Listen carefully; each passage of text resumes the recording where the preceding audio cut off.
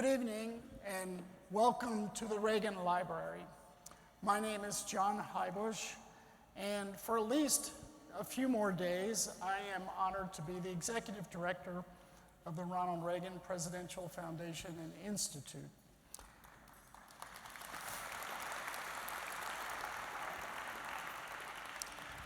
This evening's event is probably the very last that I will host at the Reagan Library. But if I had retired on schedule last year as I had planned, I would have come out of retirement for tonight's opening. It has been 6 years in the making and is surely one of the most, if not the most meaningful moments for all of us in the Reagan Library family. It was July of 2017 when Melissa Giller, our marketing whiz, came across a New York Times article, yes, sometimes we read the Times, about the first traveling exhibition ever created on Auschwitz and the Holocaust, one that was preparing to travel on a European and North American tour. So Melissa did a little hopeful research and learned that the exhibition was created by a company in Spain called Musilia. So our Melissa types up an email in English, mind you, to a Spanish company and fires it off. We'd dearly love for the exhibit to come to the Reagan Library, she said, but I told her, well, it's a long shot. Well, 3 days later, the CEO of Musilia, Luis Ferreiro, the very person who conceived of the exhibition, answered us right back. Luis, where are you? There we are. Muchas gracias. Melissa's email, let's see. This email flew on the wings of hope. It led to 4 years of conversations and consideration. A visit to the exhibit in Madrid, a visit to the exhibit in Kansas City, a little bit of luck and a lot of hard work. And tonight we are officially opening Auschwitz, not long ago, not far away. The first ticketed visitors arrive tomorrow. It's been a labor of love to bring it here. With us tonight are many individuals without whom this would not be a reality. I thank you all. In particular, I want to recognize, first of all, our presenting underwriter, Ambassador Gordon Sonland. Gordon, my friend, we are truly grateful for you.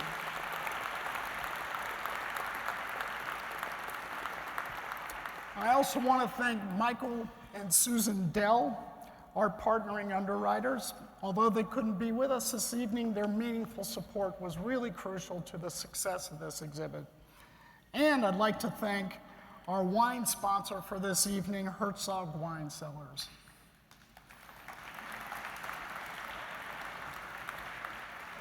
And for sure, thank you to Melissa Giller. Melissa, thank you. You will also see on the screens beside me a full list of our sponsors for this evening. Although I cannot recognize everyone by name, we are so grateful to each and every one of you, many of whom are here this evening. Speaking of support, I am proud to share with you tonight we have raised nearly $2 million in sponsorships and donations for this exhibit.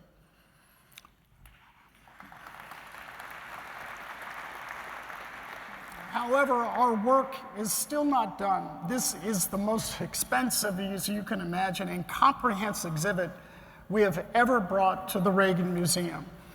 And our goal is to offer free tickets and bus scholarships to LA area students who need them and this would be some of the most meaningful education programming and speaking that they will ever see at an exhibit. In order to do this, we still need help, so if you would like to help by sponsoring or providing support for this exhibit, we've provided information in the gift bags that each of you have. And also feel free to talk to any of the members of our development team who who are here tonight, I'd like them to stand so you can know who to buttonhole. Michelle Keegan, our Chief Development Officer. Dusty Height Levine, Kay Rosen, and Laurel Johnson.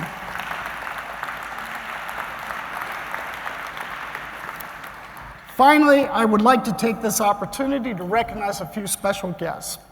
Former Congressman Elton Gallegly and his lovely wife Janice. Where are you tonight? There we are.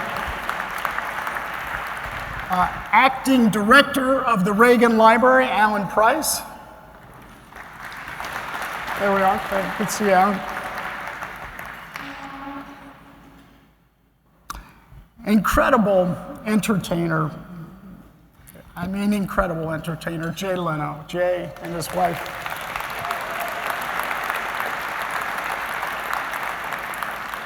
We also have representatives from the council offices of Israel, Poland, and Lithuania. Thank you all for being here to launch this exhibit.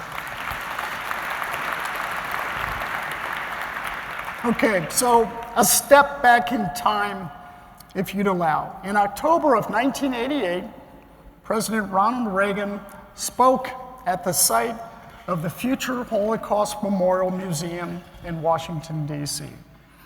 And as they laid the very cornerstone of that historic museum, President Reagan said, of all Holocaust victims, quote, "We must make sure their deaths have posthumous meaning.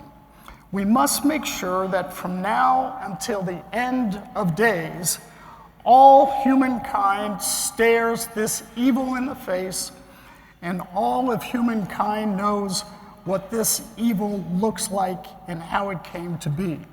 And when we truly know it for what it was, then and only then can we be sure that it will never come again." So by welcoming this exhibition tonight, the Reagan Library indeed is striving to do our part to help humankind stare this evil right in the face. I've often said that the mission of a presidential library, or at least the philosophy that we have at the Reagan Library, is that we should not be just about preserving the past, but also informing the future. Whatever chapter of history we might face, we should always strive to assess it honestly. None should attempt to rewrite it, ignore it, or erase it. And that is especially true of a chapter as dark as the Holocaust. President Reagan also called on us to achieve an informed patriotism where generation after generation understands what came before them so that they might shape a better future. And that is the ethos that this evening's MC brings to his work every single day. Whether he's reporting from the battlefield or covering a natural disaster, whether he's in studio in front of the magic wall at CNN or on location, whether he's interviewing a head of state or moderating a presidential debate, he has for decades been a voice of authority in helping the world know the facts and see the truth, which in turn fosters this sense of informed patriotism. We could not have asked for a better MC for this than our friend Wolf Blitzer.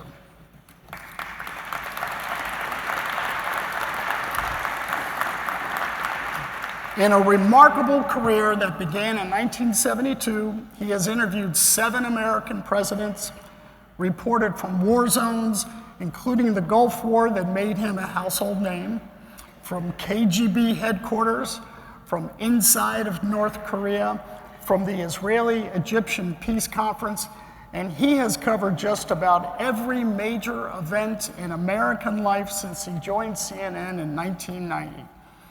Among the many accolades he and his team have won, it includes the Emmy, the Peabody, the DuPont, and the Edward R. Murrow Awards for distinguished reporting. But most importantly, he has earned the trust of millions around the world. Wolf is actually an old family name, and it is his family history that gives Auschwitz in this exhibition a deep and personal significance. Because of that, he made it a priority to be with us this evening, and for that, we are eternally grateful, Wolf. Wolf, I will let you tell your own story. For now, I will simply say thank you. And I ask everyone to join me in welcoming the host of CNN's Situation Room, the legendary journalist, Wolf Blitzer.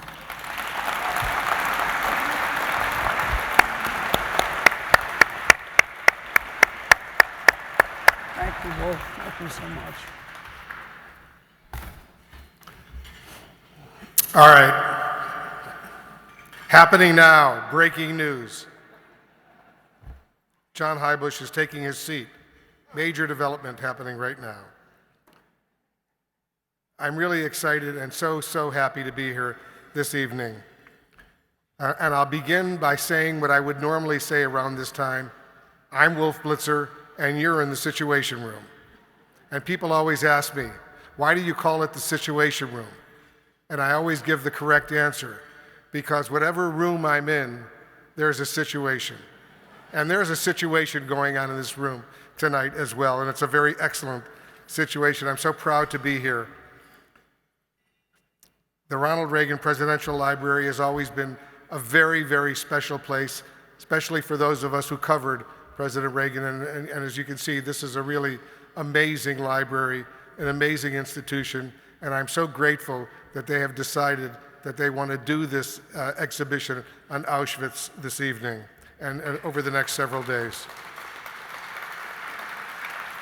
Let me thank John, let me thank the library, let me thank everyone who has been involved in making this night possible. You're doing the world, and I must say this, a great service by welcoming and elevating this extraordinary exhibition. This world-renowned exhibition, which we have come here to commemorate, is of unmatched power and immeasurable consequence. And it feels very, very personal to me. I always knew, for example, that my grandparents had died during the Holocaust, but it wasn't until about 8 years or so ago that I learned for certain while visiting Yad Vashem, the Israeli Holocaust Memorial Museum in Jerusalem, that I learned that my paternal grandparents, my dad's mom and dad, were both killed at Auschwitz. My dad left a personal history at Yad Vashem. He did that not only at Yad Vashem, the Israeli Holocaust Memorial Museum, but he did it at the U.S. Holocaust Memorial Museum in Washington, audio history, it's on tape. He did it at Yad Vashem. But I only learned in recent months, in doing research for a documentary I did on CNN on the history of the U.S. Holocaust Memorial Museum, that I only learned then that my dad had also left a videotaped history of his personal experiences during the Holocaust. My dad left that personal history, and I got the tape of that interview, and it was so powerful. And if you saw my documentary, it will re-air.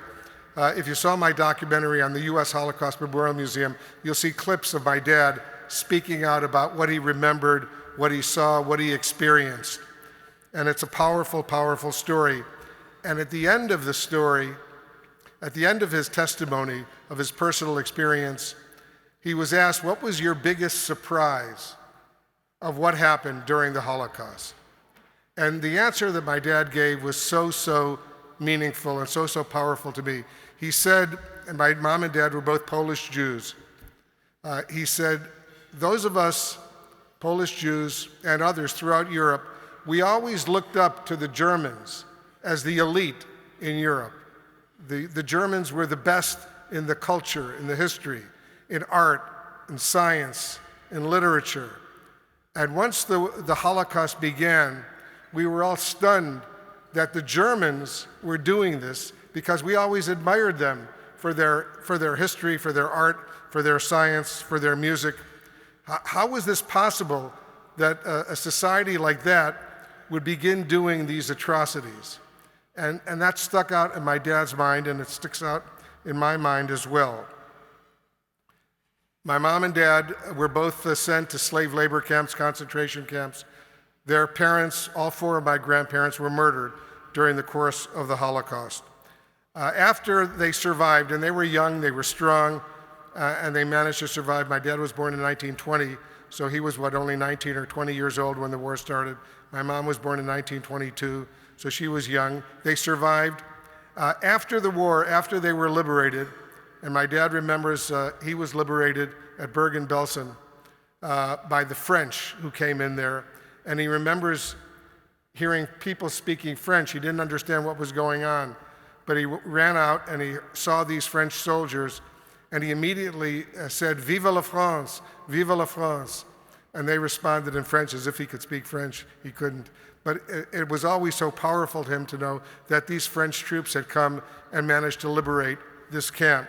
My mom was at a camp called Skarżysku in Poland, and she was liberated together with her younger sister and two brothers by Russian troops who came in. So it was really meaningful. But what did they do immediately after they were liberated and they survived the Holocaust?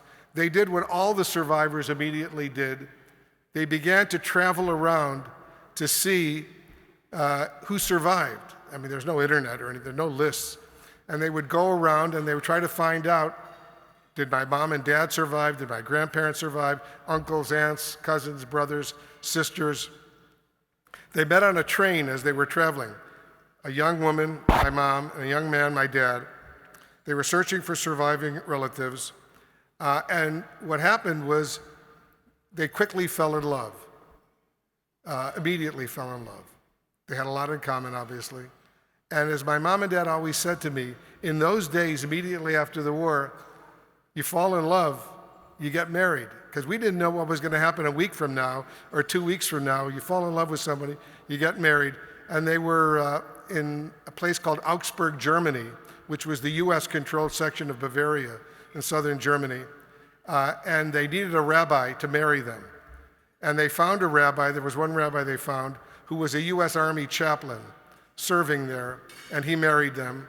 They got married, and lo and behold, my older sister was born, within a year after that, and I was born shortly thereafter as well. And my dad always thought it was a miracle, A, that they survived, but B, that they found a loving partner and that they had children so quickly. And it was really an emotional time. They survived the war, and they eventually wound up in a beautiful place that I like to call Buffalo, New York.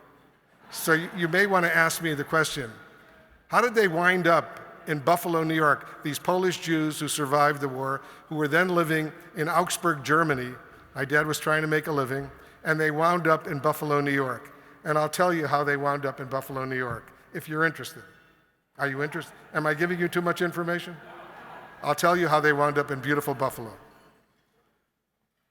One day, my dad left Augsburg, and he went to Munich, which is not far away, and he sees a long line of people waiting in line, a long line.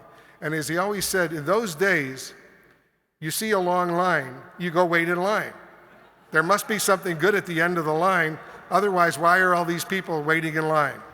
So he immediately goes to the end of the line, and after a half an hour, he says to the woman in front of him, he says, "Fräulein, by the way, why are we waiting in line?" And she says, "You don't know?" And my dad said, "No, I don't know." She says, "Visas." My dad said, "Visas for what?" "America." My dad said, "Visas for America." What he didn't know then, which he later learned, was the US House of Representatives and the US Senate had just passed what was called the Displaced Persons Act of 1948, which granted 400,000 visas to displaced persons, including Holocaust survivors, of course. My dad gets to the front of the line, and he signs himself, my mom. My mom had two brothers who survived, a younger sister who survived. My dad only had one younger sister who survived. 4 brothers and sisters were killed. His parents obviously were killed, grandparents. He signs everybody up, and within a few weeks, they're all notified that they've been approved to get visas, immigration visas, to come to the United States. But the condition was that they would tell you where you were going. And so my dad gets this letter saying, you've been approved, you get a visa to come to the United States, and you're going to Buffalo. And so my dad said, Buffalo, where's that? And a friend said, oh, Buffalo, it's in New York. And my dad said, oh, New York. A lot of Jewish people in New York, it'll be good. He didn't know Buffalo was 400 miles from New York City. But eventually they get the immigration visas, and they take a boat that lands in Boston. And then the Hebrew Immigrant Aid Society, the Joint Distribution Committee, helps them take a train from Boston to Buffalo. They arrive in Buffalo, and the local Jewish community, but also the general community, was very receptive and helped them and develop a new life. My dad got a job first at Bethlehem Steel outside of Buffalo in Lackawanna, New York. He hated that. And then he and my uncle Sam Friedman, they opened up a deli in Buffalo. My dad didn't like that either. And eventually he became, at the advice of his two friends in New Jersey, who also had waited in line and got visas to go to Elizabeth, New Jersey, they became home builders, and they were doing really well. And they said to my dad, Dave, you should become a home builder. They need housing here. All these soldiers are coming back. Buy some land. My dad had a little money he had made, and start building homes. And my dad said, I don't know anything about building homes. And these two brothers said to him, Dave, don't worry. You're a smart guy. You'll learn how to do it. Just start buying some land and build some homes. And so my dad started building homes, and he eventually became one of the most successful home builders in Western New York. And he was so grateful to this country for giving him and his family a second chance to start a new life. And he was always so proud. As I always said growing up, our family, probably my mom and dad, were the most patriotic Americans I ever met because of the opportunity that this country gave them to start a new life, especially after what they had gone through during the Holocaust. We had an American flag flying outside of our house, not just on the 4th of July, but all year round. My dad was so proud of being an American and this opportunity that he got. As a result of my experience growing up, hearing their stories, this is very personal for me, and why it's been so important to me to learn about the Holocaust and to speak out about the Holocaust, which is so important, especially at a time like this when we sadly see increased anti-Semitism, not only in the US but around the world, and we see increased Holocaust denial, which is going on. Hard to believe, but there are crazy people out there who say these Jews, they just made up the 6 million, it never happened. I owe it to the memory of my grandparents and all the others who died to use my little platform to help out, to speak out, to raise my voice, to remind the world that Auschwitz truly is not long ago, not far away. And thank you once again to this fabulous Ronald Reagan Library for using this evening to raise our voices.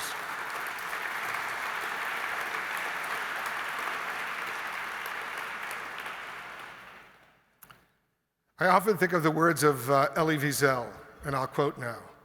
The opposite of love is not hate, it's indifference.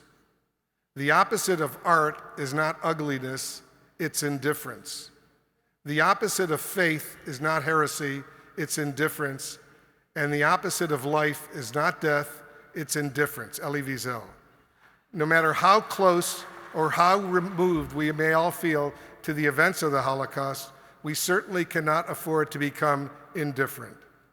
It's true that we have long since buried the regime that perpetrated these atrocities, but having reported on events here at home, including here in the United States, brutal events, horrible events, whether we heard the chanting, "Jews will not replace us," at Charlottesville, or the massacre at the Tree of Life Synagogue in Pittsburgh, or even January 6th and the insurrection, the power struggles that are going on overseas. Hatred clearly still lingers out there. We cannot ignore it. We must remember what has happened in the past and what needs to be done now to fight this. And as I said, anti-Semitism is still very much alive out there. And in this country, and indeed in every continent, there are even the people who say the entire concept of the Jewish people is a lie. It is the fact that many of the conditions that made the Holocaust possible, sadly, still exist. And knowing that fact, my judgment is that the work you are doing by teaching successive generations about what happened specifically in Auschwitz and this exhibition, and I took the complete tour just a little while ago, is really, really essential. If you haven't done the tour, you must go see it. It really is powerful. I remember very, very vividly, as I was growing up, my mom and dad would always speak about their experiences. They never hid the fact that they were Holocaust survivors, that their parents were murdered during the Holocaust. They were open in teaching my older sister and me what had happened.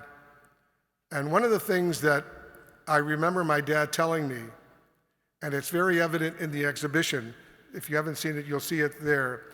Almost every town and village in Poland specifically, my parents were Polish Jews, almost every town and village in Poland had three names. They had the Polish name, they had a German name, but they also had a Yiddish name. And my dad would tell me, Auschwitz. We all know Auschwitz. That's the German name, but there was a little town there outside of the death camp, Auschwitz. The Polish name, Heubusch. The Yiddish name, which I grew up hearing from my dad talk about his history, his experiences, was Auschwitzin. That was the Yiddish name. And almost every town, my mother's town, Sucheniew, had three names because there were more than 3 million Jews in Poland before World War II. More than 3 million Jews. I think there's a few thousand left today in Poland. And I was just in Poland, in Warsaw, recently with President Biden. It was just it's a heartbreaking thing to think about, that what had happened during the war. So teaching all of these lessons to future generations is so essential.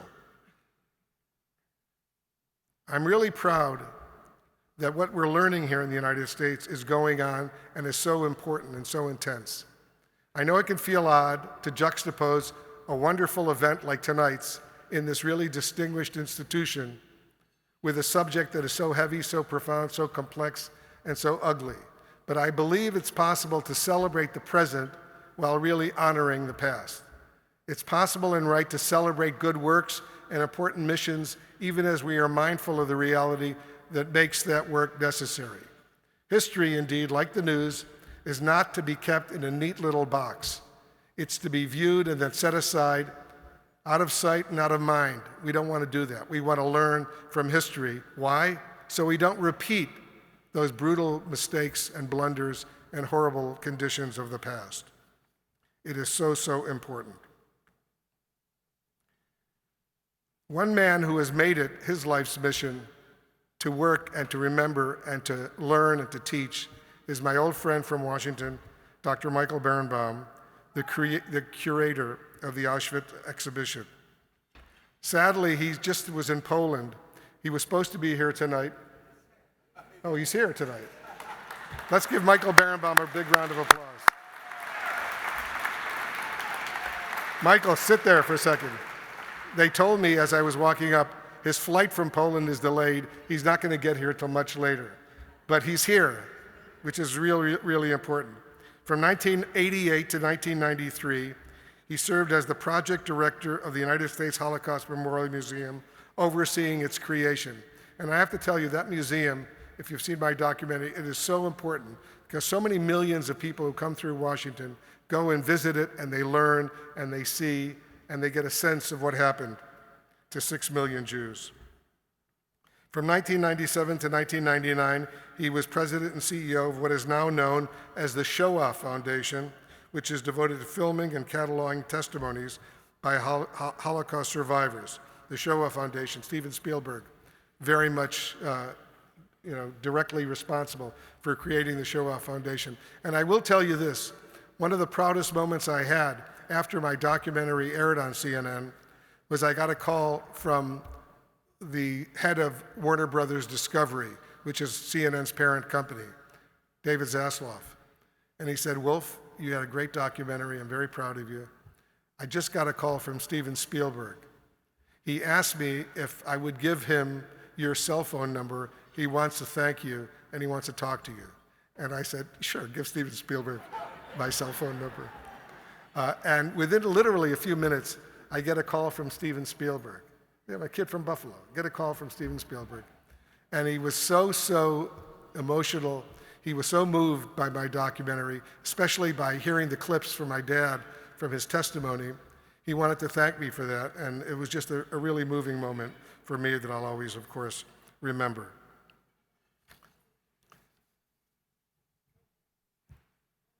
I also want to bring in, as we continue this, Michael Berenbaum, stand by, because you're going to lead us in a special prayer. And maybe, it's a good idea to do that special prayer right now. Because as my dad used to say as a little boy growing up in Buffalo, when he would make me go to synagogue services, he would always say, and I wanted to go play baseball with my friends, he would always say, remember, son, prayer is very important. It might not help, but can hurt. So let's welcome Dr. Michael Berenbaum.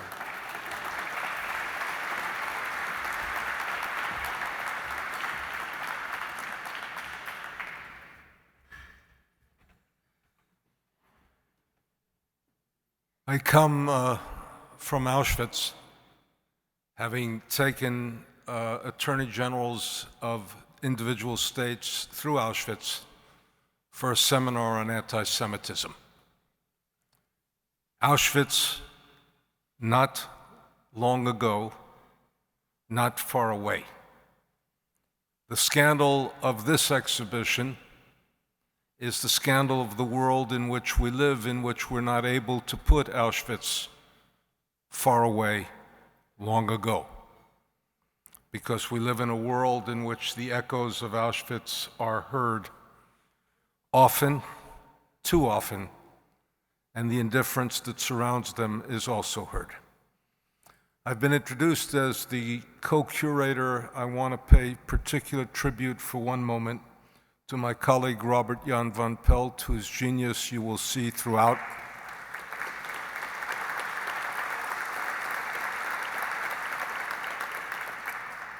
Robert wrote a dissertation on the Holy Temple in Jerusalem, architectural historian. He was asked by a professor, and we try to trip up students at their dissertation.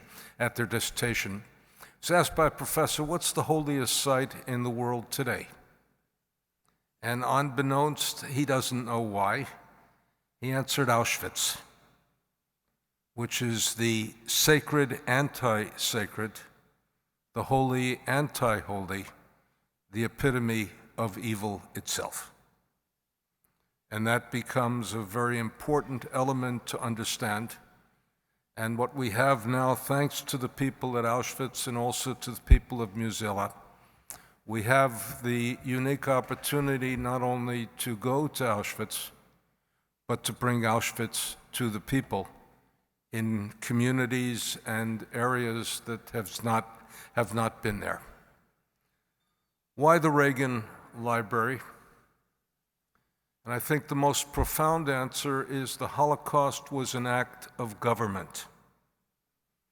Not only of one government, but of multi-governments that were either collaborationist or allied of the murder. It occurred over 23 different countries using all of the instrumentalities of government to perpetrate evil. Why? Because it was an evil unrestrained by basic concepts that are central to the United States of America. Restraint on the exercise of power, checks and balances, inalienable rights, and the most profound of all American concepts that we have not yet lived up to, which is that all human beings are created equal and endowed by their Creator with certain inalienable rights. The United States at its best, and we are not at our best, the United States at its best should become counter-testimony to the power of government to create evil. It should be the testimony, the power of government to sanctify human dignity rather than to desecrate human dignity.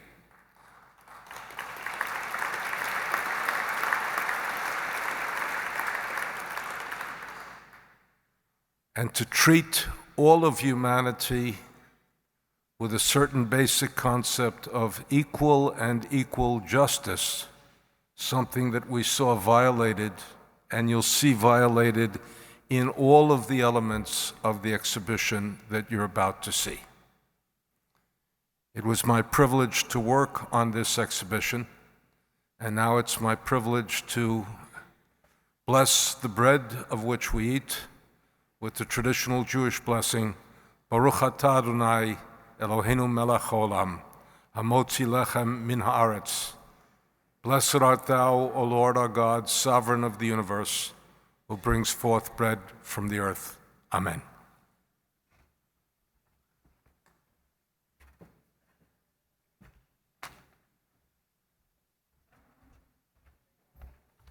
Let's give Dr. Michael Berenbaum a big round of applause.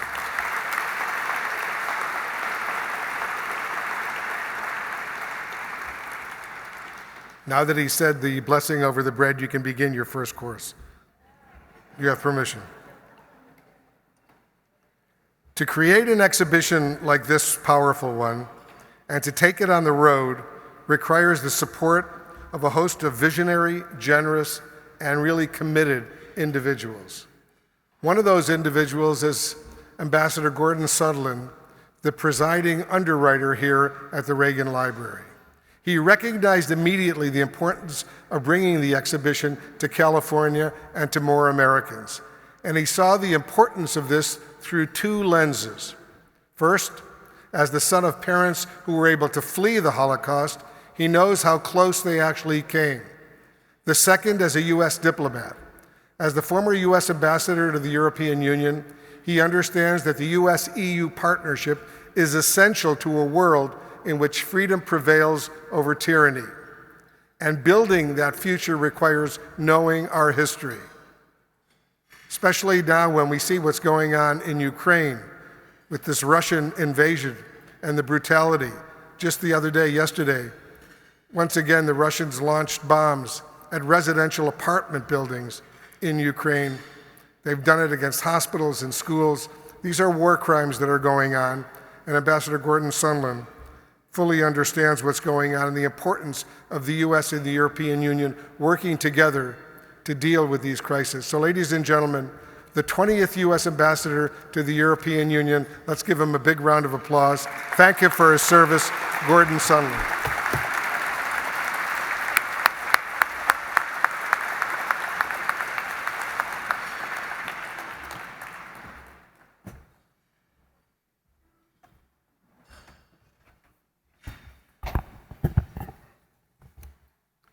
Wolf, thank you for the kind words, and I'd also like to thank John Heubusch and the entire team here at the Reagan Library.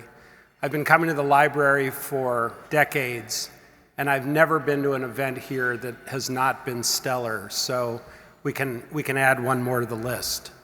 While he's going to be recognized later, I want to thank in particular my good friend and colleague, Ambassador Stavros Lambrinidis, who will be speaking to you shortly.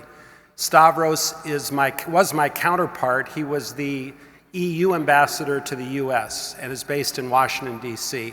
And I could not have asked for a better counterpart with whom to work. So Stavros, thank you so much for being here.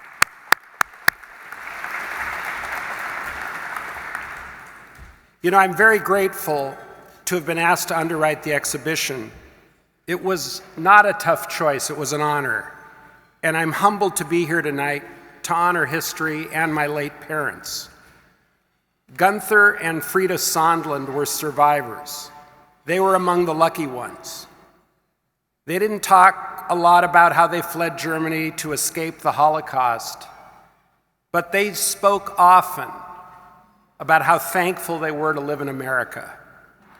As huge fans of President Reagan, I know they would have been deeply moved by the way we are remembering the past, especially at a time when anti-Semitism and Holocaust denial are on the rise. The French writer Voltaire said, "Anyone who can make you believe absurdities can make you commit atrocities."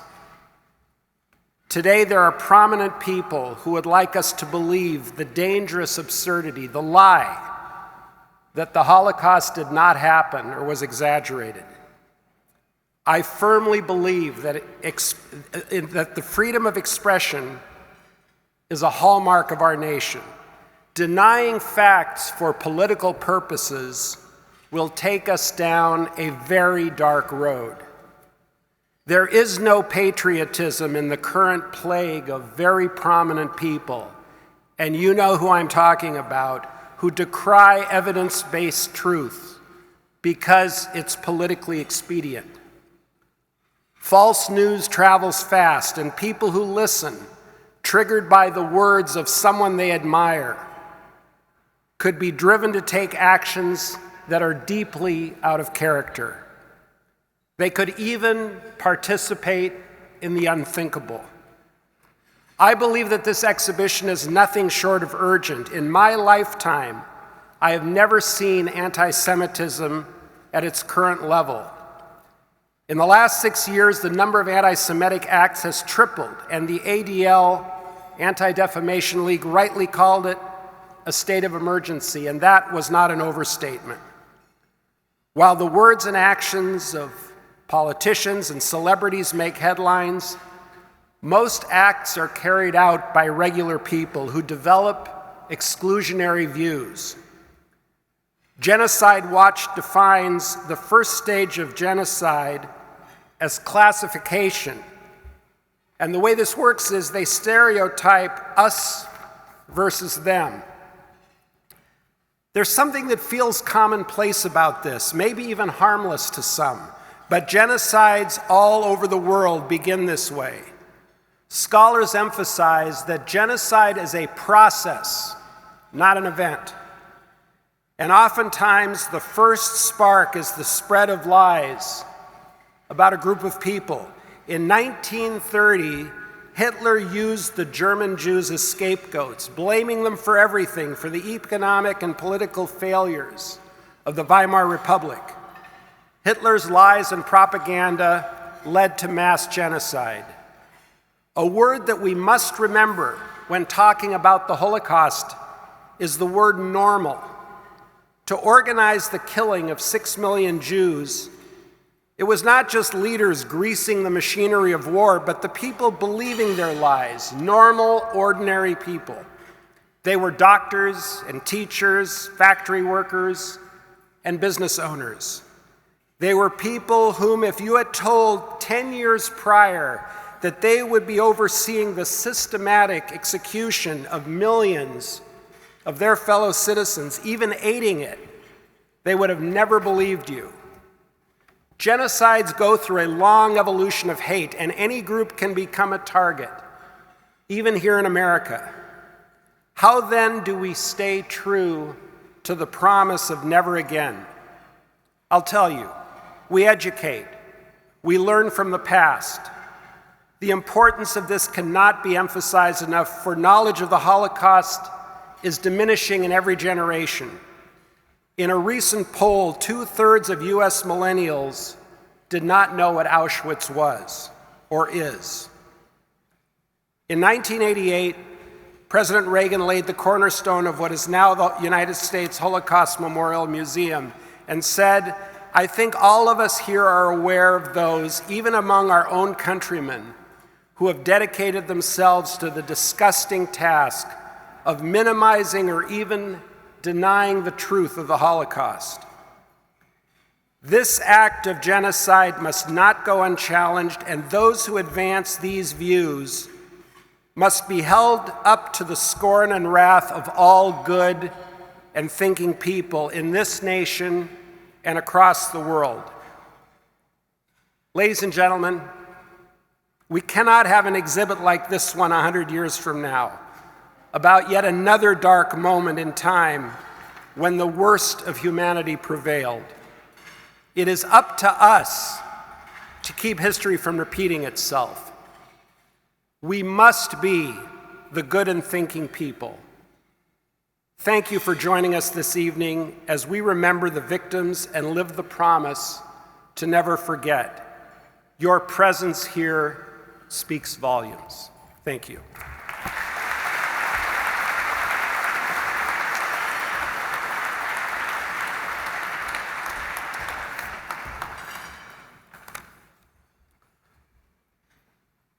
Let's give Ambassador Sonland another round of applause.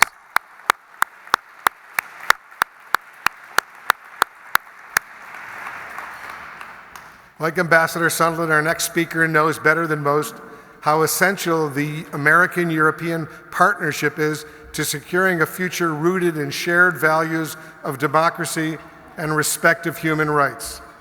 He also knows better than most how easily those values are threatened.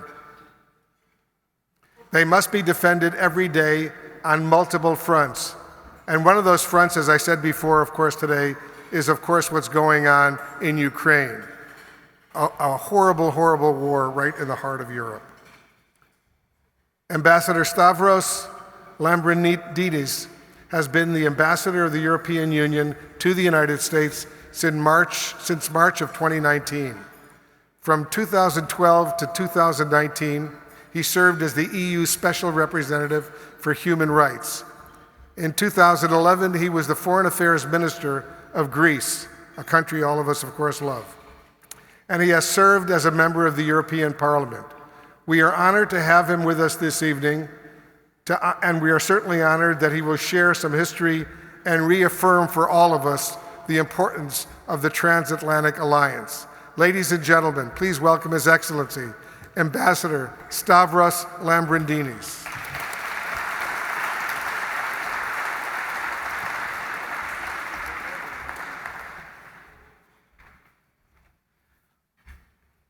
Dear friends, I am truly honored to be here today at the Reagan Presidential Library for the West Coast premiere of the exhibit Auschwitz, not long ago, not far away. As a European, this to me it's guttural, it is existential. The European Union was born out of the ashes of the Second World War. That's when the EU was first created. After a war where Europeans, in our own hands, murdered millions of other Europeans, and where Europeans committed the biggest human rights violation in recent history, the Holocaust. And when we got together to build the European Union, it was not because of money. It was because we were committed to create institutions that would never allow us either the desire or the capacity to perpetrate such atrocities against ourselves or anyone in the world ever again.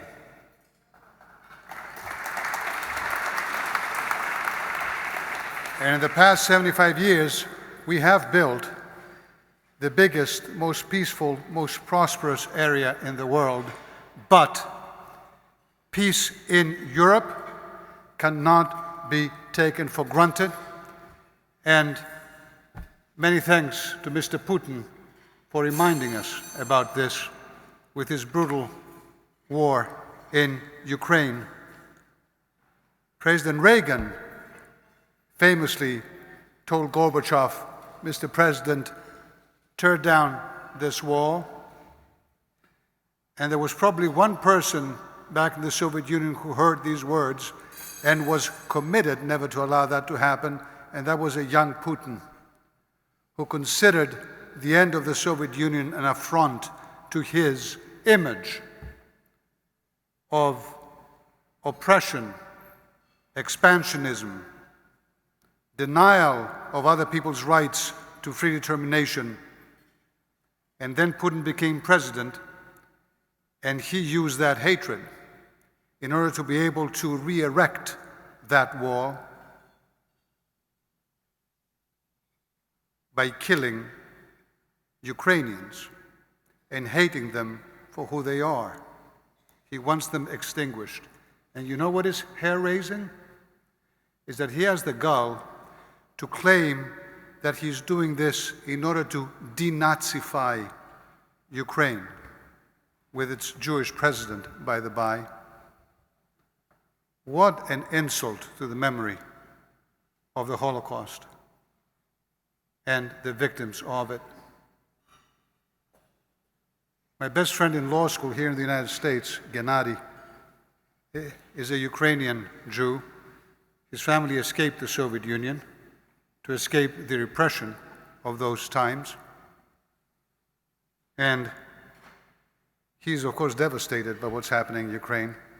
But one thing he keeps repeating to me is, Stavros, he says, keep in mind, we will never forget that the Nazis bombed Kiev. The first time they did it, it was 4 in the morning in 1941. And Putin bombed Kiev at 4:30 in the morning in 2022.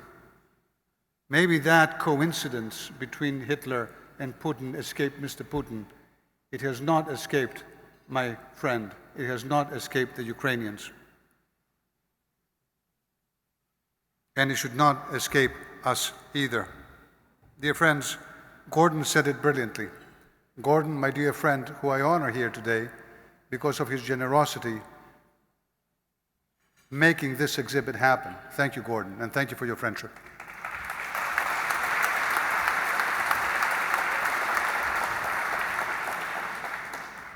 I know sometimes this war in Ukraine appears to be thousands of miles away. For people sitting here, I visited with some diplomats of European Union member states here in Los Angeles this morning, and they told me, boy, foreign policy, that's not a big topic of discussion in Los Angeles. The other things that they talk about is not like Washington, D.C. And I say, really? I'll tell you what. It may appear to be thousands of miles away, but there is absolutely no safe distance when an autocrat sitting on nuclear weapons is convinced that he can bend the will of our leaders in the United States and Europe to his own by force, that he can make it acceptable again to be able to use force instead of law to extinguish people you hate from the face of the world. If that were to happen, if he were to win, no one is safe.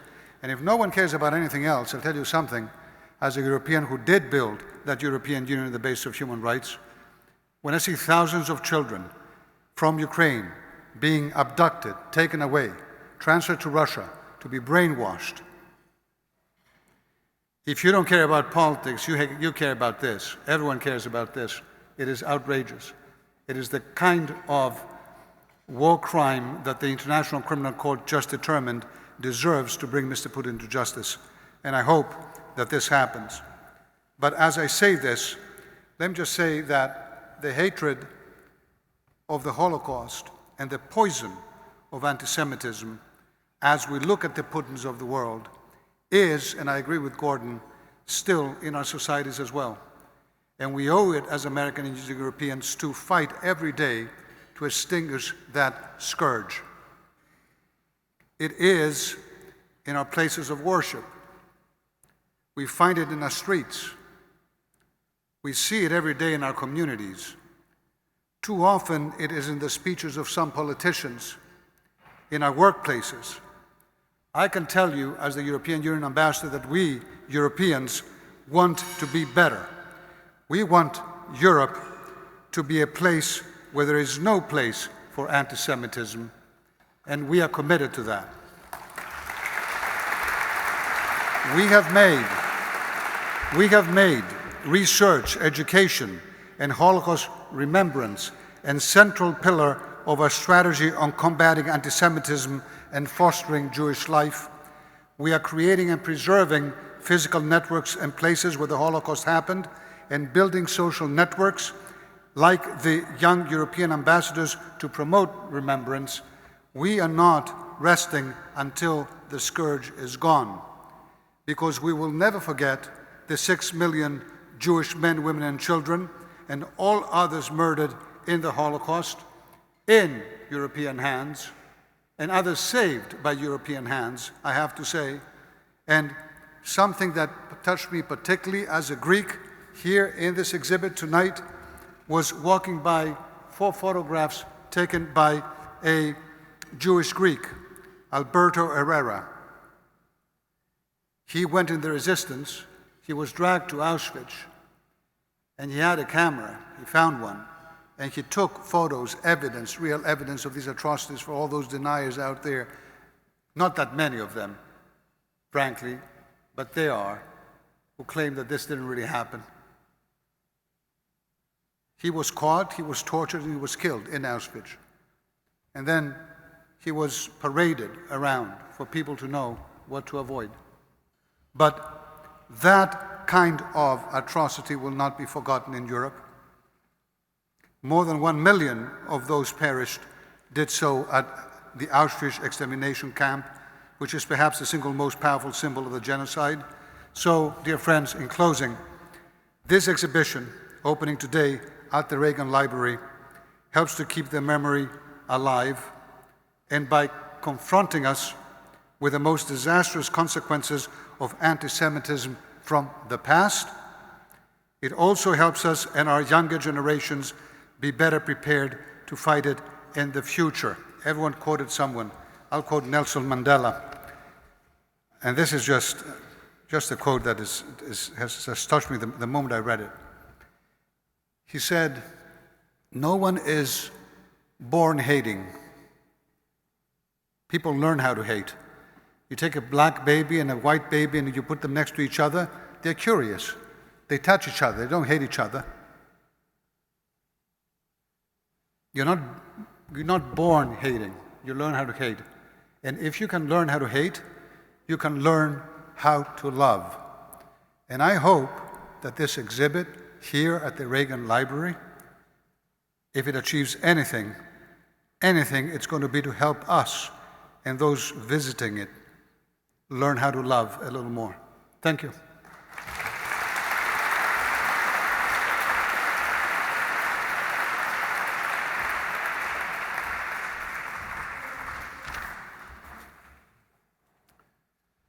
Let's give the ambassador another big round of applause.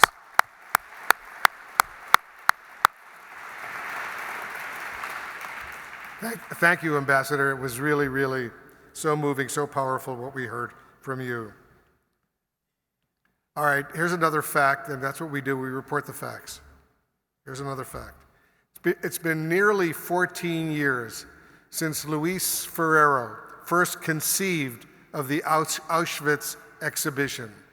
He now serves as its director in addition to being the CEO of Musalia, the Spanish firm that designs and manages powerful exhibitions from ideation to installation.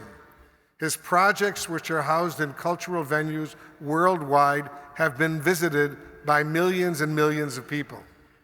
In June of 2021, the Auschwitz-Birkenau State Museum presented Luis with the Light of Remembrance, the Light of Remembrance Award, its highest recognition for his outstanding contribution to the education about Auschwitz and the Holocaust.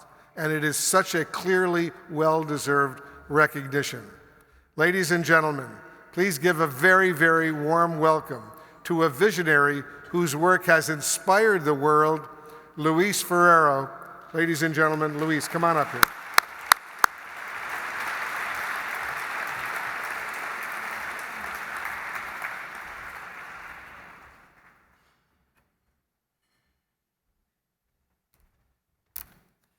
Thank you all very much.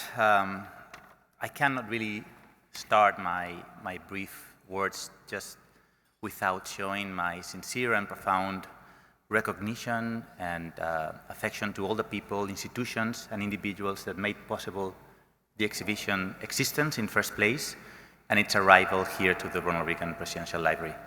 In first place, the Auschwitz-Birkenau State Museum, for their trust, for their work, for their collaboration in all the different departments, and for the vision, as Michael was saying, to take the story of Auschwitz in an exhibition to the world.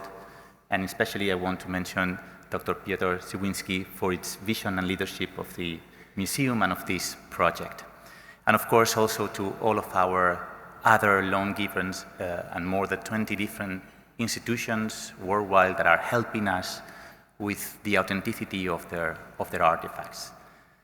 Very especially also to the Ronald Reagan Presidential Library, Museum, The story of how this exhibition came to be here has been already explained, but it has been an absolute pleasure and honor to work with them, all their teams, to make the exhibition come true. And of course, to all the people and sponsors that donated in order to make the exhibition possible.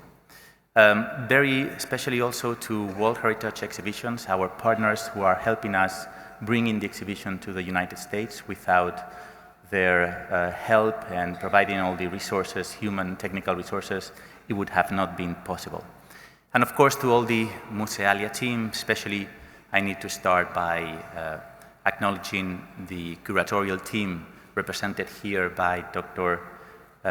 Robert Jan van Pelt, Chief Curator and friend.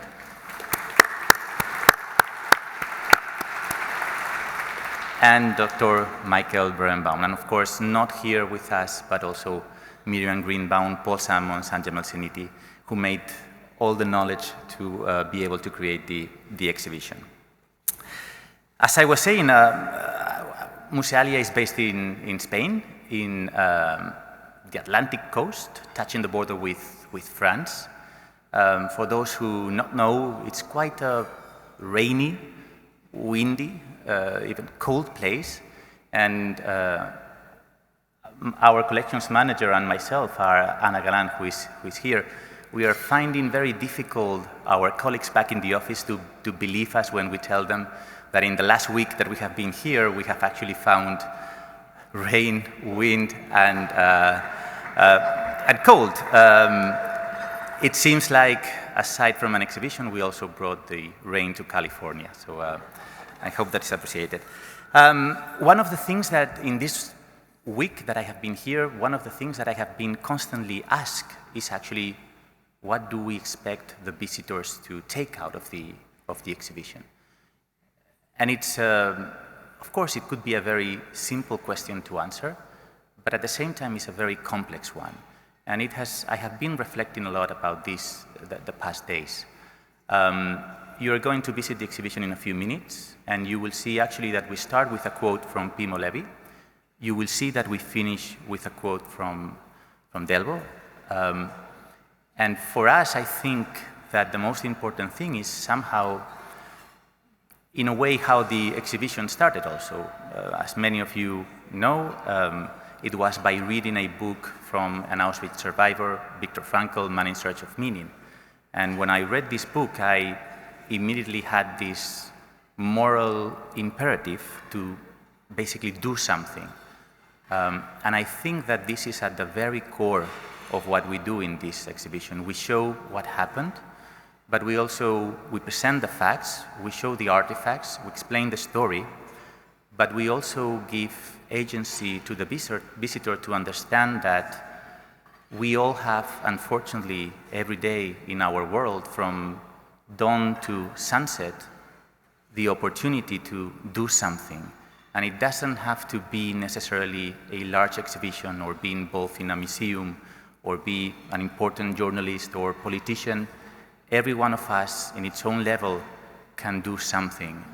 There is no such a thing as small deeds, and we all have this opportunity to make small steps to create not a better future, but to shape a better present. Nobody can change the past, but we can certainly make a difference in our own present. I want to finish just by quoting a survivor, Primo Levi, introduced by me in its less known works by Robert Jan van Pelt, which actually captures this notion of knowledge, moral imperative, and of acting and doing something. He said, "There is no rationality in the Nazi hatred. It is hate that is not in us. It is outside of man. We cannot understand it, but we must understand where it springs, and we must be on guard. If understanding is impossible, knowing is imperative, because what happened could happen again." Thank you very much.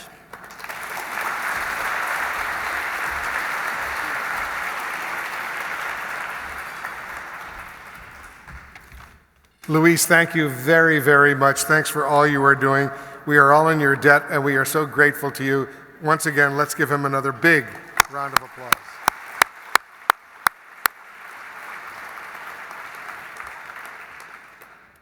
As many as 2 million people are able to visit Auschwitz each year, 2 million people a year. But so many people, of course, cannot make that journey, which is why bringing that history, these artifacts, these stories to other continents really does matter. It is urgently needed. It is so timely and important right now. This exhibition that we're now having here at the Reagan Presidential Library, for the first time, brings original objects from the camp, the death camp, to new audiences outside of Poland. It is so, so important. It meets people, this exhibition, where they are. And this would not be possible without the partnership of the Auschwitz-Birkenau State Museum and its director, the highly regarded author and historian, Dr. Piotr M.A Gywinski, who is with us tonight. Let's give him a big round of applause right now. A few years ago, he wrote about the philosophy he brings to his role, and I'm quoting him now. "I am not that interested in why people come here, whether they're on a school trip or a tourist visit. I'm not that interested in their attitudes or their backgrounds. It is not what the person arriving here thinks that is crucial to me, but what that person takes away when they leave." Really important words. I imagine that the Reagan Library sees it exactly the same way. Maybe people will discover Auschwitz after coming here to learn about President Reagan, or maybe it will be the reverse.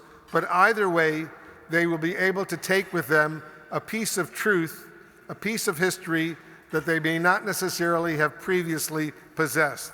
And that is certainly a cause worth supporting. I visited the Auschwitz-Birkenau State Museum close to a decade ago after I learned that the Nazis had killed my paternal grandparents there. It was an experience that cannot be put into words. But as overpowering as it is, I am left amid all the emotions with a clear sense of gratitude. So on that note, and it's a very personal note, Dr. Gywinski, thank you so much for helping me to understand my family's history. More importantly, thank you for helping millions of people better understand the world's history. Ladies and gentlemen, Dr. Piotr Gywinski, let's give him a huge reception.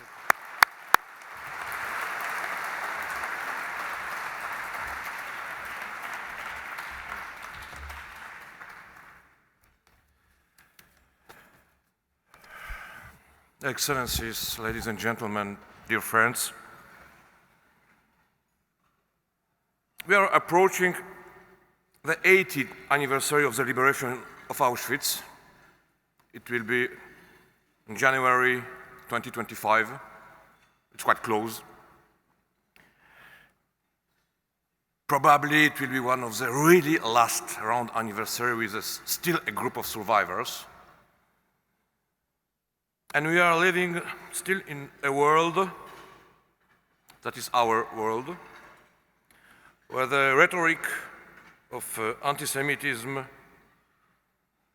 and other ideologies of hatred, racism, xenophobia, different sort of populism and demagogy is once again intensifying.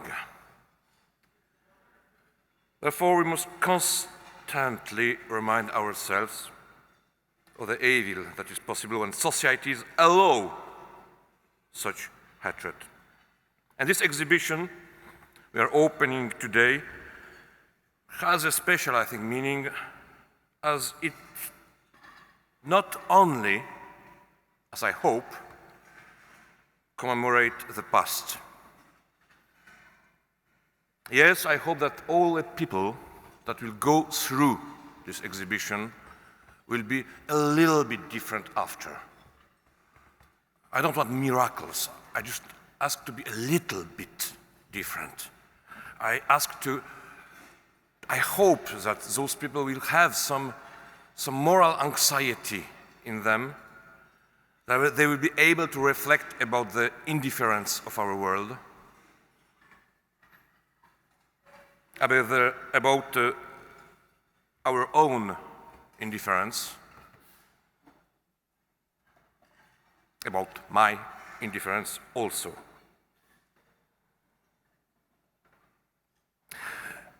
Russia's barbaric invasion of sovereignly Ukraine clearly show how much the world needs historical remembrance to be a lasting and clear warning.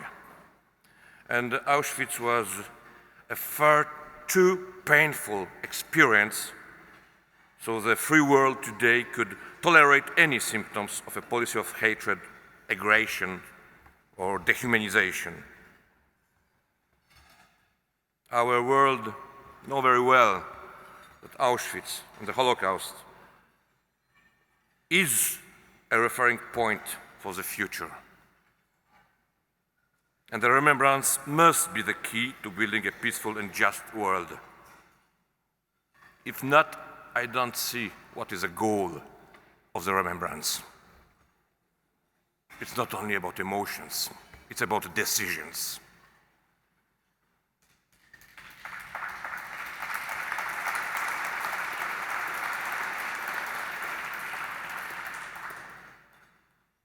Each of us could be somewhere else on this beautiful evening, but all of us decided to be here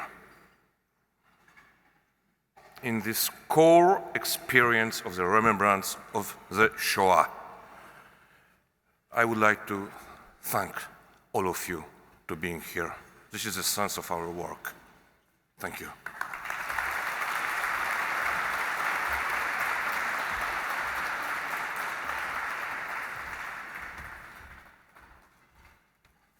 Thank you, Dr. Savinsky, and once again, another big round of applause.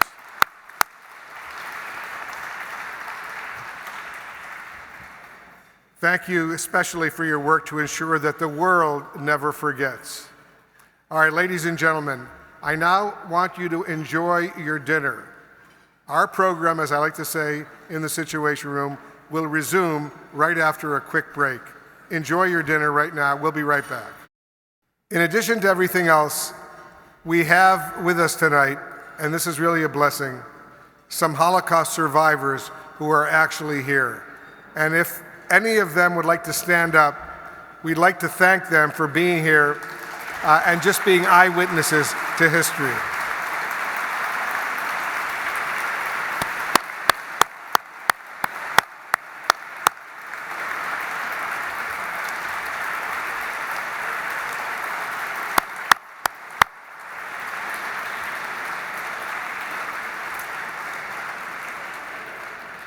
I've been very active over the years in supporting the U.S. Holocaust Memorial Museum in Washington, and every year we have a major dinner. And over all of these years, and it's so painful and so memorable for me personally, I've been going to these dinners every year. 20 years ago, we would have a dinner in Washington honoring the U.S. Holocaust Memorial Museum, and we would ask the Holocaust survivors to stand, and we would give them a very warm reception. And 20 years ago, several hundred would stand because they were all there. In recent years, sadly, when we asked the Holocaust survivors at the U.S. Holocaust Memorial Museum to stand, maybe 5 or 6 stand up because it's tough to see what's going on. And we need these eyewitnesses to tell their stories, especially at a time like this. So I'm grateful for the Holocaust survivors who are here tonight. Let's give them once again a big round of applause.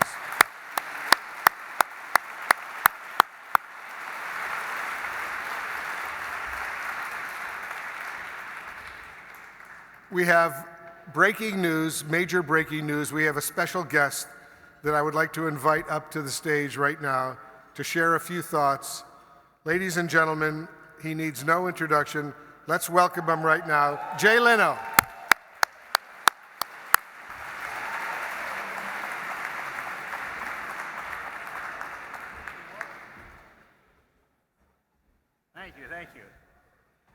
Thank you, Gordon. Gordon makes it his life's work to try and find the most inappropriate audience for a comedian. So, Thank you. This is another impossible one. People ask me, I'm not Jewish, I'm a Gentile, which is a word I'm not comfortable with. You know, it's just so goyish. You know what I mean? I don't really like it. It's great to be at President Reagan was the first president I ever performed for. I was a nervous wreck. I was standing backstage at the White House Correspondents' Dinner, and a general came back, and he had all the pins and medals, and he goes, hey, what's your name? I said, my name is Jay Leno. You're the comedian? Let me tell you something. That is my president. You understand? That is my commander-in-chief. You don't joke about him. You don't denigrate him. You don't make fun of him. You understand? And he's doing this. You understand? I said, yeah, good. And he leaves. I go, oh, man, what am I going to do? And then about 10 minutes later, George Shultz walks in. He's had a drink in each hand.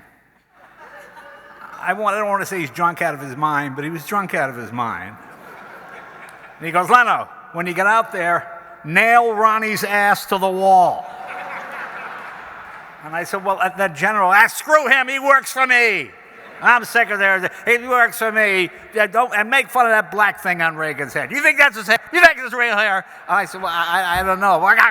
Okay, now what do I do? I'm stuck between a rock and a hard place. I remember my opening joke was a little rough, but I thought I'd do it anyway. I said, I want to congratulate First Lady Nancy Reagan on winning the Humanitarian of the Year award. I'm so glad she beat out that conniving little tramp, Mother Teresa. Okay. At a corner of my eye, I see Reagan fall off the chair. I go, okay, I'm in good shape. I got to have dinner with him. Jay, you like motorcycles, is that right? Jay, I had an Indian motorcycle. We talked about motorcycles and stuff. And then he said to me, Jay, were you a good student? I said, no, Mr. President, I'm dyslexic, so I was actually a terrible student. I was a good student. Me neither, Jay. I was not a good student. And every day I kicked myself thinking how far I could have gone if I just applied myself. And I thought that was the greatest joke I ever heard. But I tell you, I just went through that exhibit. It is unbelievable. If you have children, grandchildren, please make them go to this. Because if you know anybody under 40, make them go to this, because it is truly an eye-opening experience. You know, there's something I've watched a dozen times. Whenever I'm feeling sorry for myself for thinking, whatever, I didn't get this, I didn't get that. There's a man I want you to Google. You probably know his name. His name is Sir Nicholas George Winton. I choke up every time I say this. He was born in 1909. He lived to be 106. He was just a regular man. He was an accountant, not even a great accountant, just a mid-level accountant. He had no connections. But he saved 600 Jewish children. And he did it by himself. He was just an ordinary man. After the war, he got married. His wife never knew what he did. His children never knew what he did. And when you Google his name, you'll see him, he comes on a TV show, and unbeknownst to him, he's sitting in an audience of, 800 people at a theater. He's in the front row. And a man walks out with a book and says, Mr. Winton, this is your life, blah, blah, blah.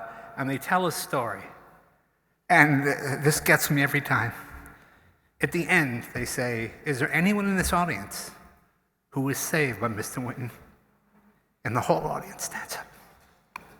Everybody in that audience, doctors, lawyers, accountants, just everybody from every walk of life, children, grandchildren, to watch these people thank him. He didn't know these kids' names. He didn't really keep track. He just saved as many as he could. And his biggest regret in life that he couldn't save more. He was knighted at age 100. As I said, he lived to be 106. And you talk about a life well led. That typical British understatement. He didn't even tell his wife. His wife's going, what? What are you? Usually when that happens, the guy has done something awful, But here was a guy, he just thought it was no big deal. He just thought he's an ordinary person who should save ordinary people. And when you see this, you watch it tonight when you go home. After you see this exhibit, if you feel a little down and you feel a little blue, just watch it. Just see that whole audience, the love they give this man. And the woman holding grandchildren and the pictures of their parents who were killed. And he saved them. He got them all to England. He forged passports. He did it all by himself. It's just a fascinating story. So when you get home tonight, it's Sir Nicholas George Winton, W-N-T-O-N. He's my hero, and I think he'll be yours too. Thank you very much.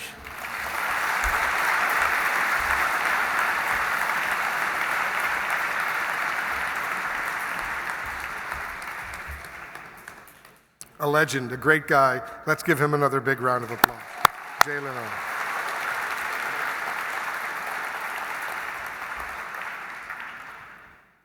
This evening, we will experience not one, but two movements of the 8-movement oratorio, Voices, by Michael Shapiro, who is here with us tonight. Voices, which premiered back in November, is more than music. It's a warning. It's a plea to hear the 6 million Jews who have been silenced. The first movement, by the way, which may be familiar, opens with the words, the Hebrew words, Ani ma'amin, or Ani ma'amin be'emunah shlema, or in English, I believe with full faith, which comes from Maimonides' Jewish principles of faith.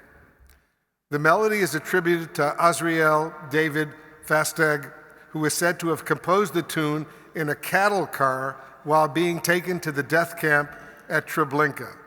In that cattle car, Fasteg announced that he would give half of his share of the world to come to whomever would bring the tune to his beloved Rabbi, who had actually escaped Europe back in 1940.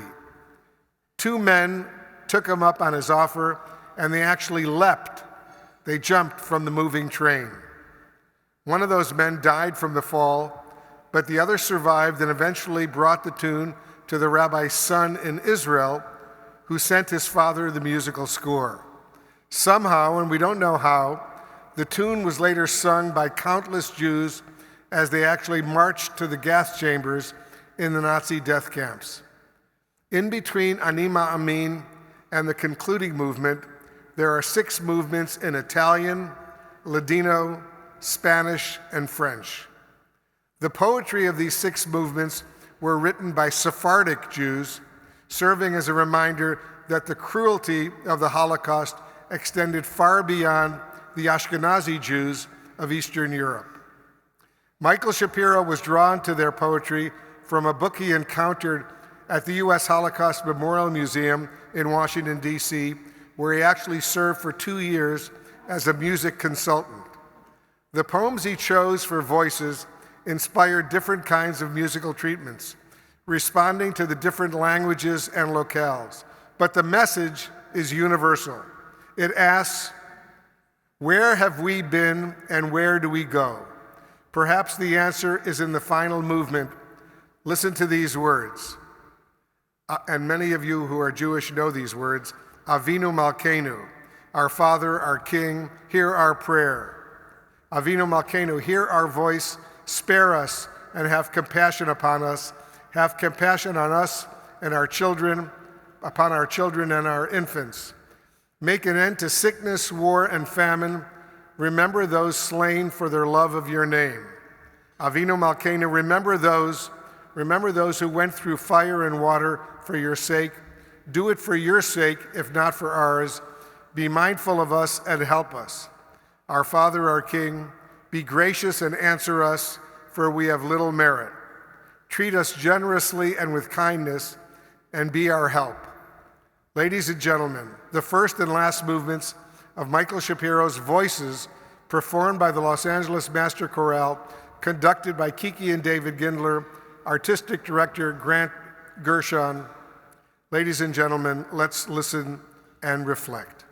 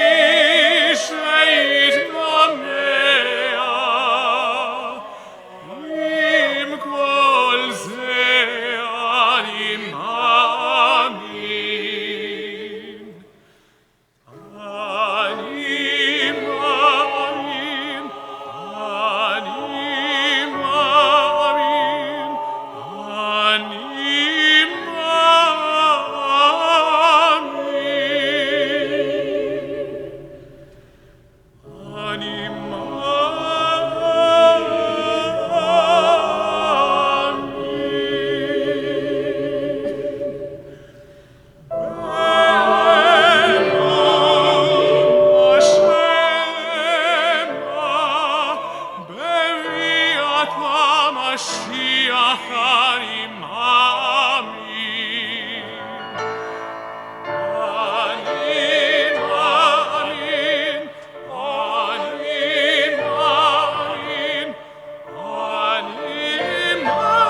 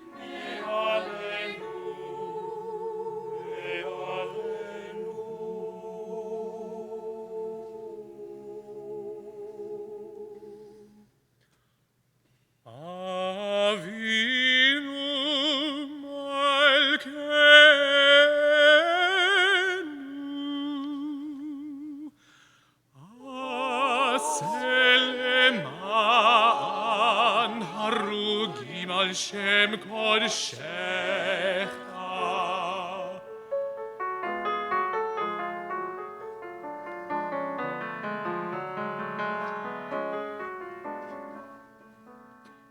Avinu Malkenu Aselem Haneka Im lo lemanenu Avinu Malkenu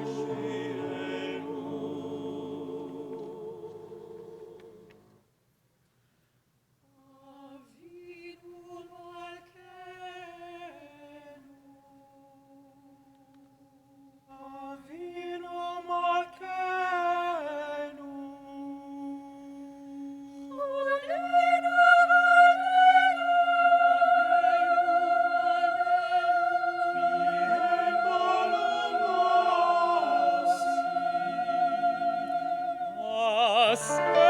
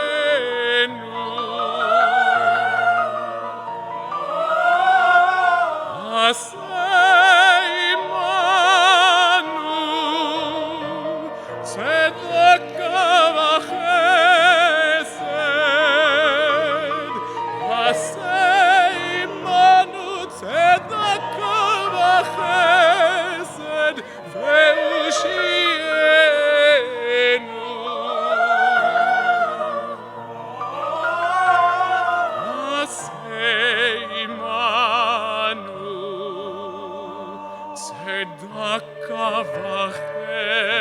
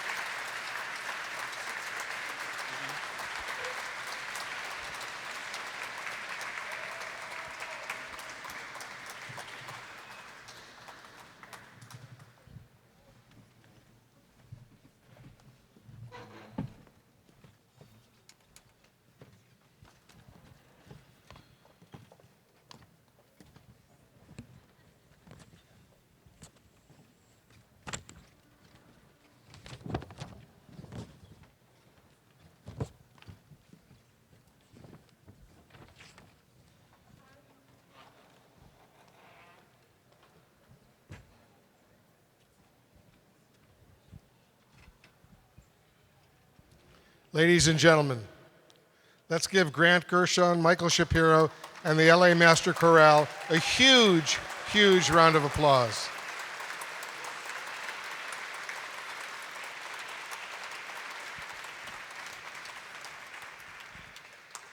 It brought back memories for me because I remember my mom and dad, whenever on the high holidays, they would hear the Hebrew prayer Ani Ma'amin, and the cantor would sing it.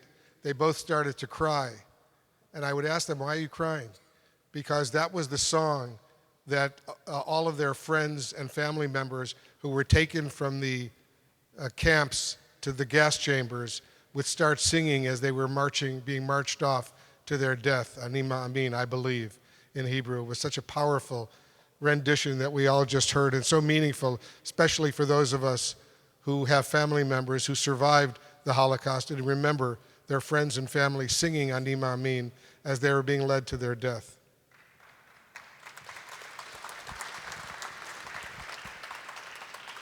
Almost 40 years ago, in April 1983, President Reagan addressed the American gathering of Jewish Holocaust survivors.